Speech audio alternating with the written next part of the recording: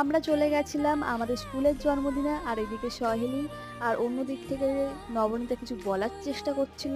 ভিজে ভিজে স্কুলে যাচ্ছে ঋত্বিকার নাচ দেখতে। এই ঋত্বিকা ফোন করেছে। বৃষ্টির মধ্যে আমরা পৌঁছে গেছি আমাদের স্কুলে, আর এই ছিল আমাদের বেলতলা গার্লস হাই স্কুল, যেটা বাংলা মিডিয়াম এখন ইংলিশ মিডিয়ামও হয়ে গেছে। আর কত সুন্দর সুন্দর আঁকাও করে দিয়েছে এখন, মানে বেশ সুন্দর করে দিয়েছিল স্কুলটাকে দেখতে।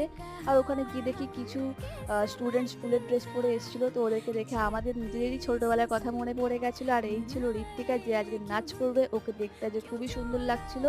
দেন ওর নিজের নাচের কথা ভাবছিল কি করবে না করবে।